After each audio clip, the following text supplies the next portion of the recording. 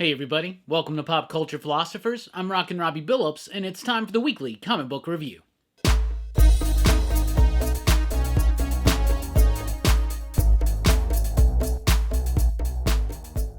That's right everybody, thanks for checking out the video. I am Rockin' Robbie Billups. This is the weekly comic book review. It's the show where I read a lot of comic books, and I'll let you know what I thought about them, and we always start with the pick of the week. This week's pick of the week, Pulp. Pulp, which is a hardcover graphic novel from Ed Brubaker, Sean Phillips, and Jason Phillips. I know, it's another graphic novel as the pick of the week, but trust me, out of everything I read this week, this stood out far beyond and above all of the rest. Of course, it's Ed Brubaker and Sean Phillips. They've been working together for years in this industry, and everything they touch pretty much turns to gold. Criminal, Fatale, The Fade Out, Kill or Be Killed. They are absolutely an amazing team when they work together. Pulp is a little bit familiar to people that are maybe fans of their work, and just also different and unique enough to warrant it being something really exceptional.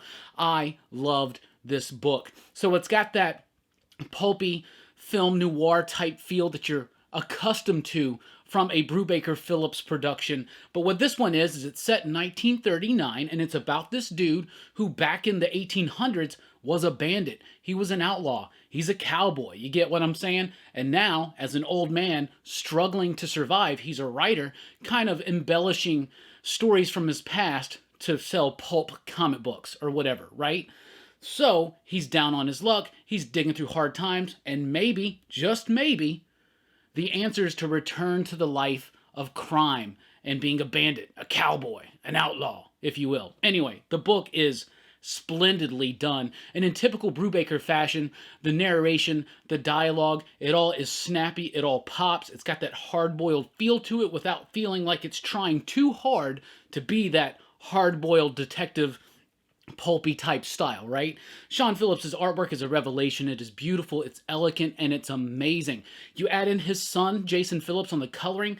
This is some of the best coloring I've ever seen from Jason Phillips. And y'all, Jason Phillips is a hell of a colorist. Pulp was absolutely amazing. It's a hardcover. It's $16.99, but it's a lot of story to it. It's definitely worth you checking out and worth the investment. If you're a fan of Brubaker and Phillips and their work together, this is a must read for you. If you've never read any of their work and you are always wanting to try something out, try this one out. This is great. This is amazing.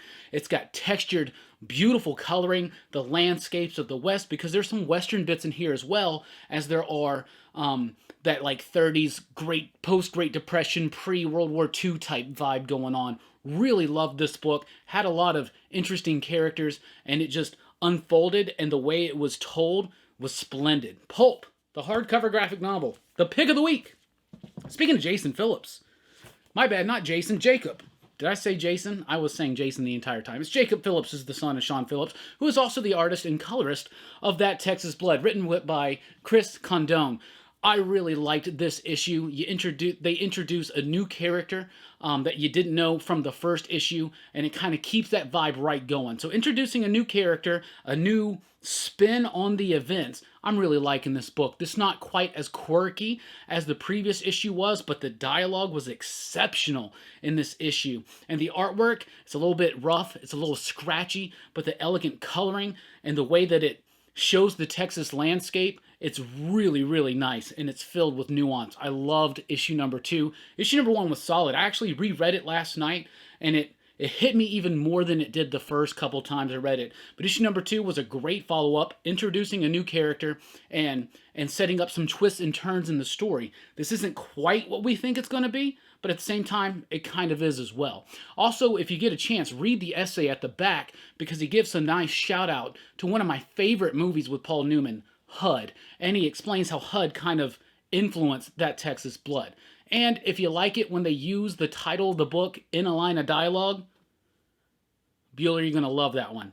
You're really going to like it. That Texas Blood number 2, fantastic. Lost Soldiers number 1, because we're on Image Comics, so let's just continue. Lost Soldiers number 1. I was excited to check this one out because it's written by Alesh Kott. A big fan of his work, especially Generation Gone, New World, and others. Lost Soldiers is okay. It's got some nice reflection on war, the beast that war is and what it does to the soldiers who fight it, and that's kind of interesting. And it has like these two stories that it's telling, these two soldiers that were in the Vietnam War together, and then it shows a story from them later on in their lives together, working on some jobs or something like that. But it was a bit hard to follow. The language used in this book, though, was superb. Amazing stuff. Leshkot is a hell of a writer. The artwork is amazing. Luca Casalonguida, something like that. I absolutely love the artwork. It's raw, it's gritty, it's visceral, it's exactly what it needs to be for a war comic. It just didn't quite hook me in as much as I wanted it to. It definitely is deserving of a reread. I'll probably be doing that in the next couple of days. But Leshkot and Company, Lost Soldiers #1, first part of a 5-part series that's going to be exploring war, the brutality of it, and what that does to the soldiers who fight in that war and what happens to them later on. Lost Soldiers #1, there you go. We got a one-shot from Image called Hedra. It's by Jesse Longren. This book was really, really cool. I thought it was really nifty. There's no dialogue. There's no words.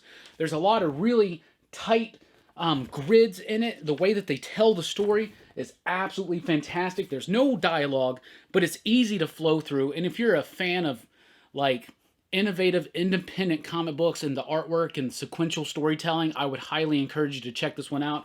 I really, really enjoyed it. It's big, it's thick, it's $5.99, but I thought it was great. It's basically like this woman gets launched up into space, and then all kinds of craziness happens. I really did like this one. So if you like quirky, independent, innovative type stuff, if you're a big fan of sequential storytelling and the art of making a comic book story being told through a series of images and doing interesting things with the composition and the layouts, I would highly encourage you to check this out. It's just a one-shot. This is all it's going to be, but it was really cool, and I liked it a lot. Hedra, #1 from Image Comics. Also from Image, we have Ascender, #11. It's a Jeff Lemire book, so you know I love it. Ascender is the sequel to Descender, an amazing book that was a sci-fi tale about robots kind of fighting for their rights to survive in this world that kind of like lords over them, right? And now in Ascender, it's a magical-based world in which there are hardly any robots at all. But we got that one right there. That's right, the return of Driller, and one of my favorite characters from Descender, finally coming back into Ascender, and I absolutely loved it. We're hitting a big turning point in the story, I should say. Jeff Lemire, Dustin Nguyen's artwork, oh my goodness, the watercolors, the ethereal nature of it, the way it flows, some nice double-page spreads. Ascender is top-notch, and if you've never read Descender that came before it, or even Ascender, you gotta get on it. It's absolutely fire. It's fantastic. And to take something that was a really brilliant sci-fi book and turn it into a fantasy book, like, I've never seen that done before, really. At least not to the level that they do in Ascender. Top-notch all the way around. Ascender #11, out this week. And, y'all, look, I read an issue of Spawn. So, I read Spawn 308. I've actually read the last few issues. I'm a bit confused, but apparently what's going on is after the events of issue 300 of Spawn, which I did read, but that kind of confused me too. Apparently there's this big portal opened up, and there's all these different spawns from other timelines and realities showing up in the city, and there's some craziness going on because of it, right? So from this point forward, I'm not waiting to get caught up on Spawn. I'm just going to jump in and enjoy the ride. That's what I usually tell people. They're like, I don't know what to do. I want to read this or that, and I don't know what to do. You just do what we all did, and you just start. And then you go back and fill in the gaps if you want to. But the best advice if you want to get into something is just to go ahead and start it. So I decided to go ahead and do that. So if you've always wanted to start Spawn, you can start in 308 because it kicks off a brand new story, albeit dealing with ramifications from stuff that's come before. But I did enjoy it. I thought it was pretty decent. Ken Lashley's artwork is okay. Todd McFarlane's writing is Todd McFarlane's writing, but I'm having fun with it. I'm a Spawn fan now, newly minted Spawn fan of 2020, and I enjoyed it, and I liked it, and I got that badass McFarlane cover. So there you go. Witchblade has a facsimile edition of issue #1. Just wanted to point that out in case you were ever interested in that. Let's jump over to Marvel. X-Factor #1 finally sees its release, a new Dawn of X book. X-Factor is written by Leah Williams. It's got artwork by... Dun-dun-dun-dun-dun. Dun-dun-dun-dun-dun. The artwork is by David Baldion. This book was actually okay. A little verbose. It almost at times felt like a chore to get through, but it is double. It's not double size, but it's extra size because it's the first #1 issue. The new iteration of X Factor, that's the team on Krakoa that's going to be investigating disappearances of mutants and deaths of mutants. Because of the resurrection protocols, they have to confirm death before they resurrect someone, because you don't want to think someone's dead, resurrect them, and then they come back, and now all of a sudden you get, like, I don't know, like 2 Cyclopses or 2 Wolverines or something. Maybe you do want 2 Wolverines. Maybe there already is 2 Wolverines, and that's why he's in so many books all at the same time. Who knows? Anyway, so X Factor, that's what this team is for. It's a ragtag motley group of mutants that most people, like, when I first see this, I'm like, this doesn't excite me. The Eye Boy, Rachel Summers, that's cool. Polaris, that's all right. North Star, that's okay. Dakin, not really quite sold. But the book itself was actually kind of funny. It set up its premise very well. The artwork was pretty decent. It is a bit verbose. And at one point, I was just like, I'm ready for this book to be over. But I was still enjoying it. So, being able to take some characters I don't necessarily care about and put it into a book that I found to be kind of entertaining and fun and funny and humorous, right? That's pretty decent. So I'm definitely going to be checking out where we're going in X Factor. This was a great setup to the new team and to the new direction of this new X Factor book. I thought it was pretty decent. If you're liking the Dawn of X stuff, I don't see any real reason why you wouldn't like this one. Maybe it's going to be a bit too wordy at times. That's something that's kind of like standard when it comes to Leah Williams, it seems. But overall, I did like it, and I thought the characterizations were pretty strong and spot on.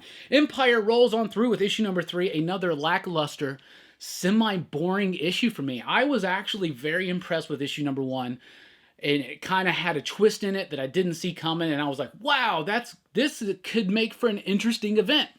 And then issue 2 came, and it was kind of dull, and issue #3, and it's kind of dull. So it doesn't seem like Empyre is really going to be much to write home to mom about, so if you decided to skip it, good for you.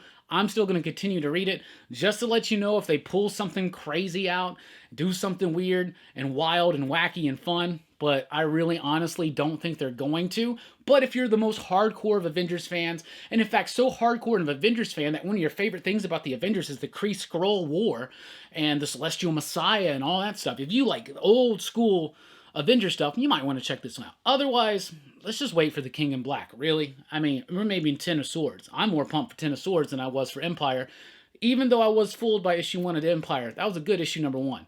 2 and 3, though, not so much.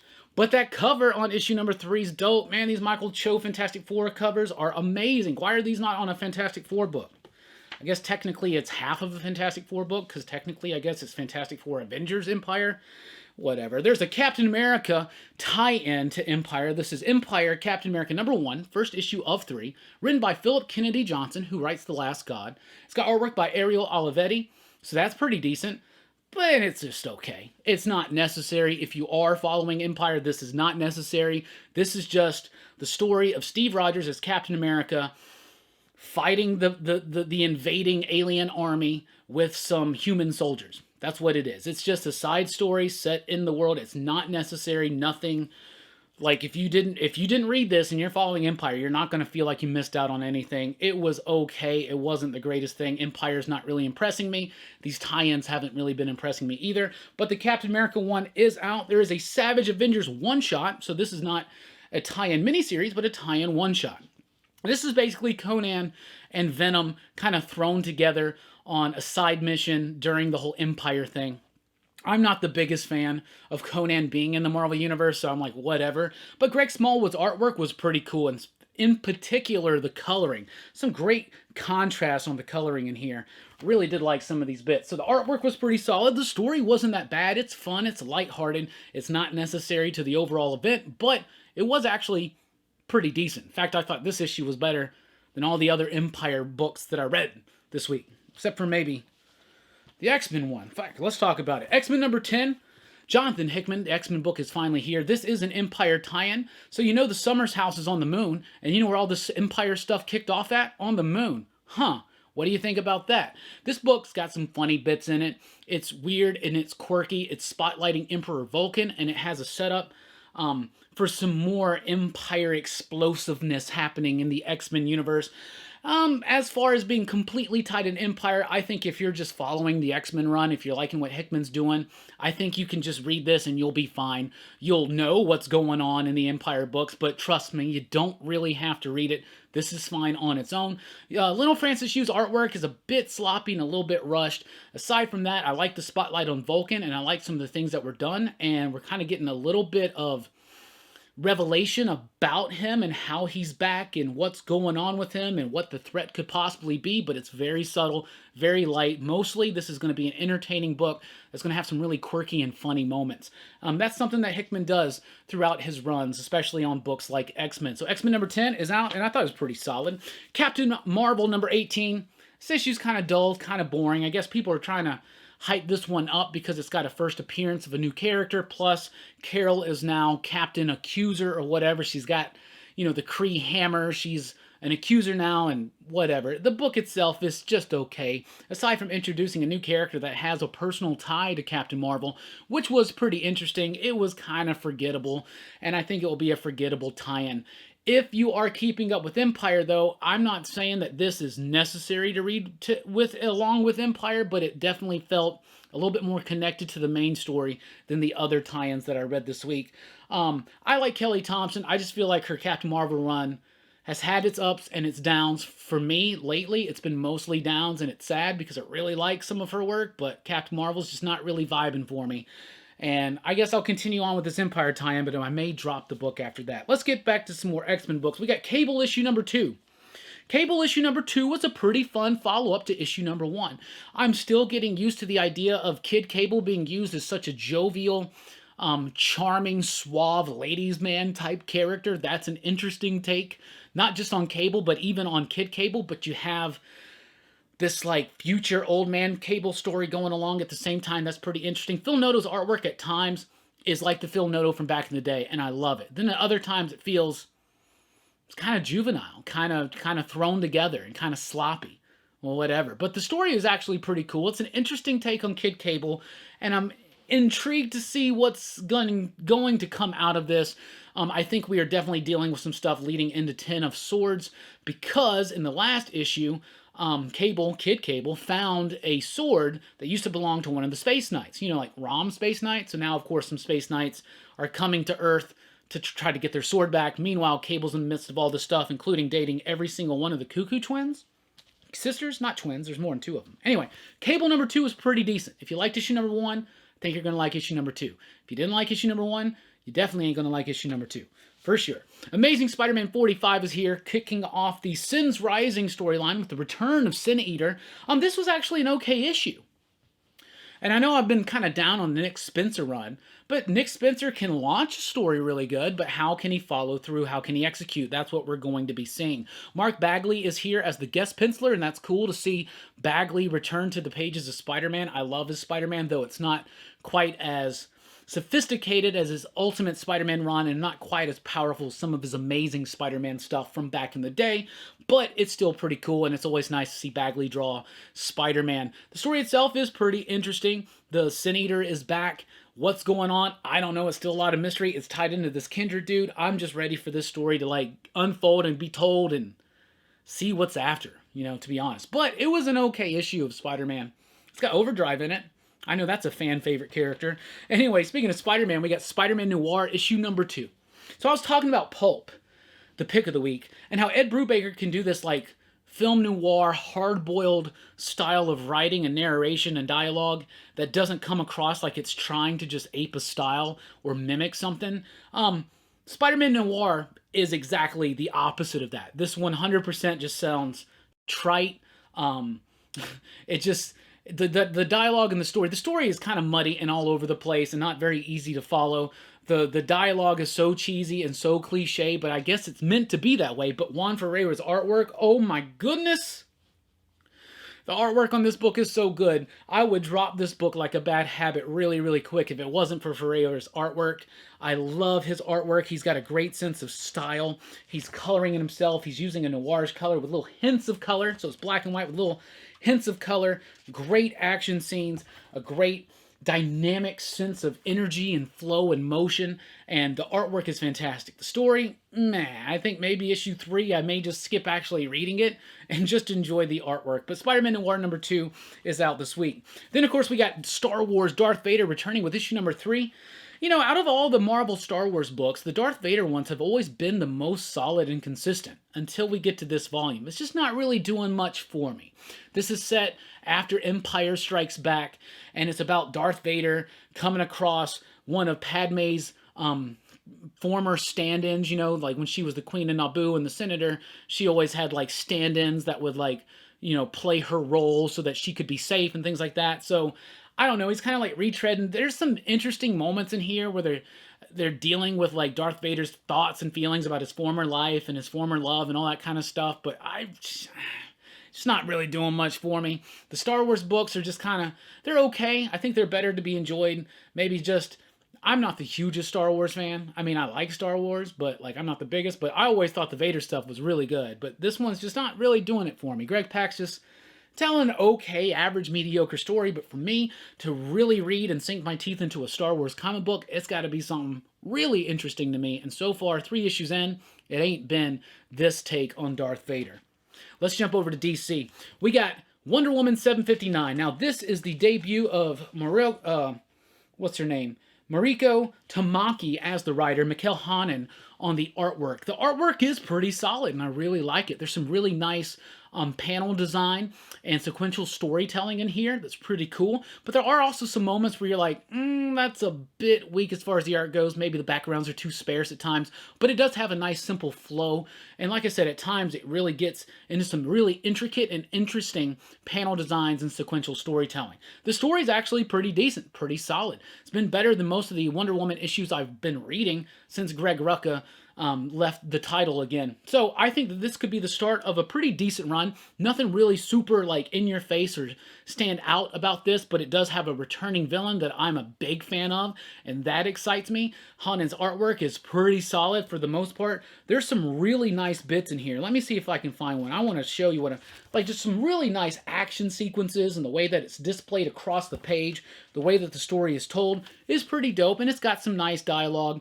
It's got some really great narration to it, so it's pretty interesting. It's not going to just overwhelm you and you're going to be like, wow, well, Wonder Woman's a must-read all of a sudden, but it is a decent start to Tamaki's run.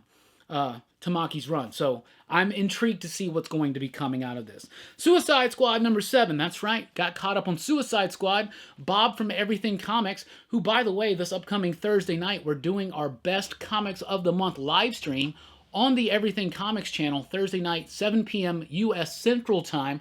So be there and join me and Bueller and Dylan and Bob as we talk about our favorite comic books of July 2020. But he's been talking about Suicide Squad for a while, and other people in the PCP Army have been talking about it. So I was like, you know what? It's a light DC week. Let me get caught up on Suicide Squad and read the new issue. And man, am I glad I did. It is one of DC's best superhero books out right now. I immensely enjoyed reading 1 through 6, and issue number 7 was fantastic. I used to read Suicide Squad back when I was younger. Pre-Harley Quinn. Harley Quinn wasn't even a thought yet, right? And it focused a lot on Deadshot, and I became a fan of Deadshot. This is a great Deadshot-centric issue. Harley Quinn in the pages of Suicide Squad hasn't been annoying me. This is Tom Taylor. I should have been reading this the whole time, but I'm really, really liking it. This is a great issue that focuses in on some personal nuance on the character of Deadshot, his motivations, what he does, and a big turning point for the character and the Suicide Squad themselves. The artwork's been pretty freaking fire on the Suicide Squad books too, and they're telling the presentation of each issue is very well thought out and well executed. Suicide Squad number 7, a winner, baby. Batman, Superman number 10, it's okay. To be honest, after the Infected story, which I thought was just okay, I love Joshua Williamson's run on Flash. I like some of his other work, but his Batman Superman is just not doing much for me. It really means, I mean, you got to really do something to make a Batman Superman book good, because basically they're just trying to sell this book because it's Batman and Superman in one book, and maybe they're not really putting too much effort behind it. The story is okay. It's got the Ultra Humanite in it, and that's always kind of interesting. Artwork's okay in this issue. Like, Nick Darrington had just wrapped up a story with Ra's al Ghul and General Zod. I thought that was interesting, but ultimately kind of forgettable, and that's not something that you want out of a Batman-Superman book. But they're not, you know, Batman and Superman are doing big things in their own books, so in this one they're just kind of relegated to just doing little kooky stories or whatever. This one just didn't really do much for me. It's been a bit inconsistent and kind of up and down, but I don't know. So we got an 80-page giant. It's DC Cybernetic Summer. So they do these things every quarter, like every season. It's got a themed, like one shot that's got a bunch of short stories in it. This one's actually really good. I liked it. It's got an OMAC story in there that I thought was really, really nifty. It's got a Metal Men story with Wonder Woman. I thought that was pretty nifty. It's got a really cool Max Bemis. Is it Max Bemis or is it Max? It's not. Yeah, it's Max Bemis' Robot Man story that I thought was really, really nifty. It's got some interesting stuff. It's got a good Flash story in here by Josh Williamson. So if you're like a big DC head and you notice it's a light week and you got 10 extra bucks you want to spend on some stories that are decent but not really, like, you know, super memorable, check it out. DC Cybernetic Summer was actually pretty decent. John Constantine Hellblazer, issue number 8. Simon Spurrier has been doing a great job on this title. It makes me feel like back in the 90s when I was reading Hellblazer at the Vertigo imprint. Really cool stuff. This has been a great horror story. This one's about like this dude that's like brought up this like mermaid siren. She's fallen in love with him. She's having his babies and he's like this abusive kind of guy or whatever, and Constantine's kind of stuck in the middle of it. But I like it. It's got really raw, gritty, edgy, gritty artwork that really captures the tone and atmosphere needed for the story, and I'm really liking it. I think Simon Spurrier's doing a great job with Hellblazer. It's a bit unclear at times, but if you just have the patience, you totally get right into it on rereads. The Hellblazer stuff works so well. Issue number 8 is out this week, and I liked it. From DC Black Label, we have The Plunge. Issue number 5, the penultimate issue of Joe Hill's Plunge. Stuart Amonin on the artwork. Love Dave Stewart's colors. The story becomes way more clear. This is a big explainy issue that explains kind of what's going on, and it's kind of messed up and twisted, and I really am liking the turn that this story is taking, nearing its final issue. So Plunge number 5 does a pretty solid job of shock, awe, and just creepiness. Anyway, Plunge number 5 has been a pretty solid Joe Hill book, and I'm excited for the final issue. Next up from Vault Comics, we have Bleed Them Dry, issue number 2. If you loved issue number 1, and I know a lot of you in the PCP Army did, just wait till you read issue number 2. It's got some very cool developments that are really going to impact the story as it goes. Really cool, nifty stuff. This is a cyberpunk ninja vampire tale set in the world 3333. And it's about, there's the serial killer going around. So the vampires are called the Immortals, and they kind of rule society. They're like the aristocrats of society, right? And then somebody's going around killing vampires, okay? And so you got this police detectives that are kind of on the case. They think they've solved the case, but what really happens is that they wind up uncovering this millennia, if not centuries, just centuries, if not millennia old conspiracy that's going on. The artwork in this book is absolutely amazing by Dyke Ruan. Muerto's coloring is top-notch. It's got some really great cityscape scenes that just are amazing. I could just look at them all day long. It's got a great sense of flow and energy and action. It's so much fun. It's vampires and ninjas in the future in a cyberpunk setting. And it's written by Elliot Rahal. It's got amazing artwork, and I'm loving it. If you loved issue number 1, you're gonna more than love issue number 2. This was better than issue number 1, in my opinion. Like I said, sets up some really cool, interesting developments as this story progresses that are going to blossom into some freaking awesomeness. Bleed Them Dry, number 2, a ninja vampire tale from Vault Comics. Another one. Fantastic. Heathen is here with issue number 11, the penultimate issue of Arc 3. We got new artist, Ashley A. Wood, still getting used to her artwork on this title, missing some of the grit and rawness of Alterichi's work, but you still have her doing the coloring, so it still kind of fits the flow of the story. We're hitting a point, and I'm really interested. Heathen is one of Vault's best books, and it has been for a while. It doesn't come out that often, but it's been more of on a regular schedule here lately. If you haven't checked it out yet, I think you really should. It's about Vikings, it's about Viking mythology, but it's also just a great fantasy book, and each issue kind of stands on its own. This one didn't quite stand on its own as much as some of the previous issues. Maybe that hurt it just a little bit for me as far as the flow goes and the structure of what I'm used to from Heathen, but I'm liking this book, I'm liking this story, I'm liking these characters, I'm getting used to Wood's artwork. I think it's solid, it's different, but it is working, and Alterichi's coloring and dialogue and the story is deceptively simple at times, and the coloring is just absolutely phenomenal. But I'm liking it, and Heathen is the one that I'm so glad that I'm finally caught up on. Mighty Morphin Power Rangers issue number 52 is here with a Lord Draken foil cover. You can't miss that one. This is a pretty good issue. So basically, until Power Rangers is going to wrap up in a few issues, and then it's going to be relaunching. There's going to be a book called Power Rangers that's going to be about the Omega Rangers, and there's going to be a book called Mighty Morphin that's about the more traditional Power Rangers. So what's going on in these pages is now that Lord Draken's back, and he's kind of captured by the Power Rangers, you got a little bit of that going on. You got a little bit about what the Omega Rangers are doing right now, what their future plans are. So what's happening now is that this is all set up for the next wave of Power Rangers books. I'm loving the Power Rangers books. I think they're great. The new artists on this series, not as good as the stuff that came before, but pretty decent, especially in this issue. Nice flow of energy. There's some moments where it gets a little kooky with the faces or whatnot, but I'm still enjoying the book. And what Power Rangers has done is it's been able to take let's be honest, Power Rangers, the TV show, is not very good. It's not sophisticated, nuanced stories with subtext or anything like that. It's kind of silly children's programming. The book kind of takes it into a different level, and that's what I'm really liking, is the character explorations, the high stakes, and now we're in new territory. You know, we're on stuff that you never even knew about in the show, and it's just really, really fun, and I'm loving it. I'm hearing people from the PCP Army that are not necessarily Power Rangers fans getting into this book and loving it. Mighty Morphin Power Rangers number 52 is here, nearing the end, setting up the 2 new series to come. Very exciting. From Scout Comics, we have Grit. Grit number 1.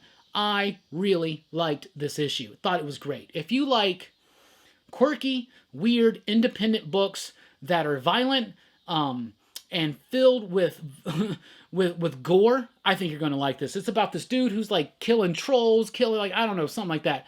It's a bit unclear about what's actually going on, but it doesn't matter because the experience of reading this was fantastic. I love the artwork.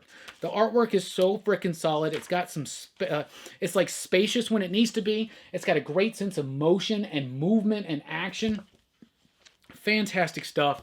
Really cool, weird monsters. If you like that kind of stuff, I highly recommend this. Scout's been doing some pretty decent work as we're coming in these next few months. Grit number 1 is definitely one to be on the lookout for, especially if you like violent, bloody, goofy stories. If you like stuff like The Goon, if you like stuff like Headlopper, read Grit.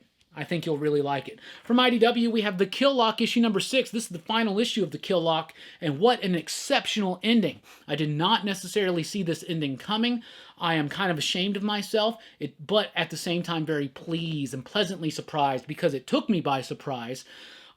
This book, which has been about these 4 robots who are sentenced to death, but the way they do it is they lock them with a program called a kill lock. And all 4 of them have to stay together, and if one of them dies, they all die, right?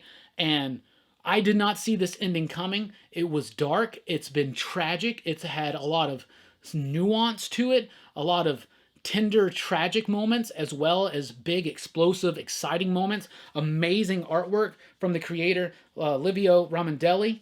Really, really cool stuff. Excellent coloring. And y'all, if you've been liking this, wait till you read the ending.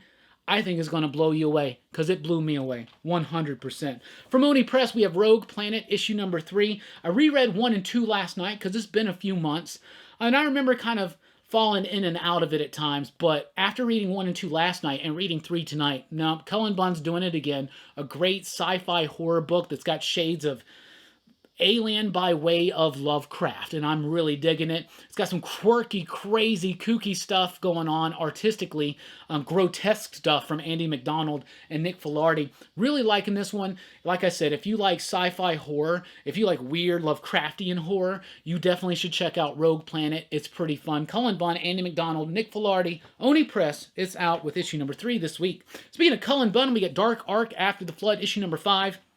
It's a weak issue to me. In fact, After the Flood has been weak. I was very pumped to have Dark Ark return because its initial run, which was like 15 issues, I think, you can get all in one hardcover collected now. I love that book. Artwork by Juan Doe. Maybe it's because we got Jesus Hervis. We don't have Juan Doe on the artwork anymore. Maybe that was the biggest draw to me. But I just feel like the story, it's not necessarily directionless, but I couldn't really care too much about what's going on in the story. And that's a shame because Dark Ark was one of my favorite books, one of my favorite Cullen Bunn books. And now with After the Flood, it's just disappointing me. Issue 5 was a disappointment. I'm not sure if this book is the end or if it's just the end of the story arc or if it's continuing.